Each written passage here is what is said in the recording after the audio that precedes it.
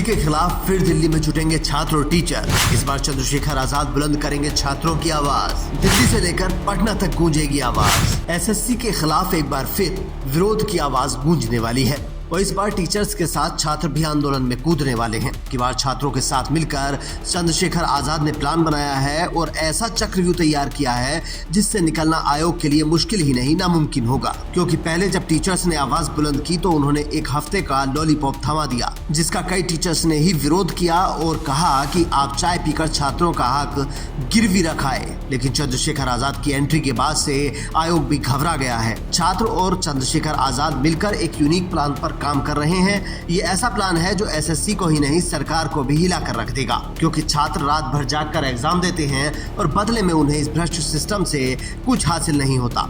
सुनिए छात्र कितनी मुश्किलों के बीच पेपर देने पहुंचते हैं। तो बलरामपुर से दिल्ली से आए हैं।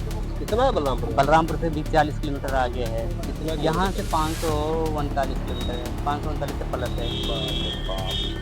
तो किस टाइम निकले थे वहाँ से? वहाँ कल ही निकले हैं, शाम को वही 3 बजे निकले हैं। ट्रेन से आए?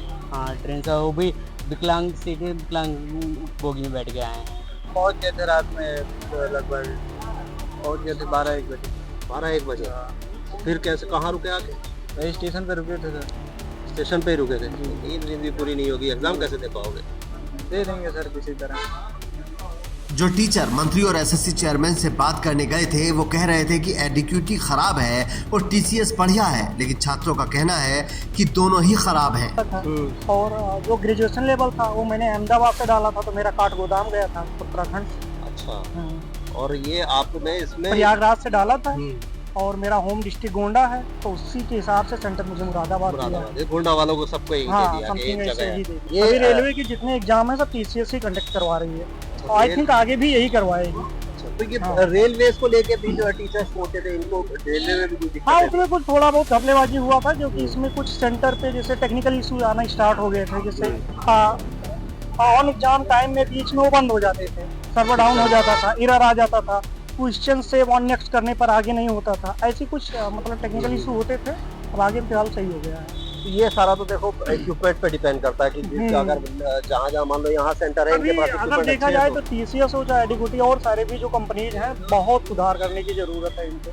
अच्छा। फिलहाल अभी बच्चों को इतना दूर सेंटर नहीं देना चाहिए। आप बहुत दूर है यार, काफी ज्यादा नहीं। 7 अगस्त को रेलवे का जो एग्जाम हुआ था उसे टीसीएस ही करवा रही थी और उसने गोंडा के बच्चों को मुरादाबाद में सेंटर डाल दिया। 500 किलोमीटर दूर सेंटर डालने का अगर आप इनसे लॉजिक पूछो तो कहते हैं कि ऐसा नकल से बचने के लिए किया जाता है ताकि कोई सेटिंग न कर सके। लेकिन फिर सामने आता है कि कुछ बच्चों का मुरादाबाद में ही सेंटर डाल दिया गया। कुछ लोग जो मुरादाबाद के ही, उनका यहीं पे सेंटर है। आने मुरादाबाद वालों को कुछ कहा, लड़कियों का है ज्यादातर, लड़कों कुछ लड़के भी एक दो हमको मिले, उनका सेंटर है यहाँ।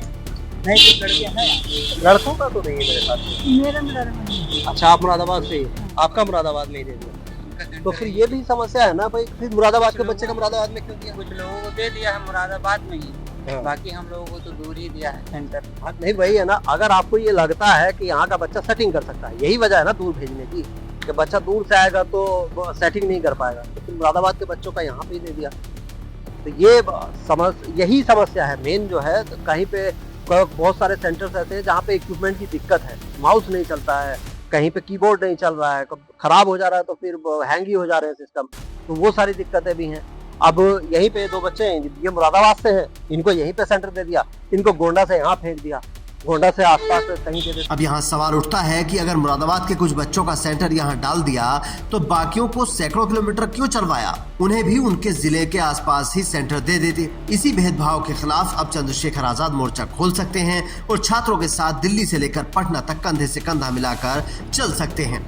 वैसे टीचर्स ने पहले भी चंद्रशेखर आजाद को आमंत्रित किया था, लेकिन उससे पहले ही सरकार की तरफ से डीओपीटी मिनिस्टर ने उन्हें बुला लिया। पर अब चंद्रशेखर आजाद छात्रों के साथ ही आंदोलन शुरू करने का मन बना चुके हैं, जिसे वो बिहार तक लेकर जाना चाहते हैं। Bureau report, Indian news.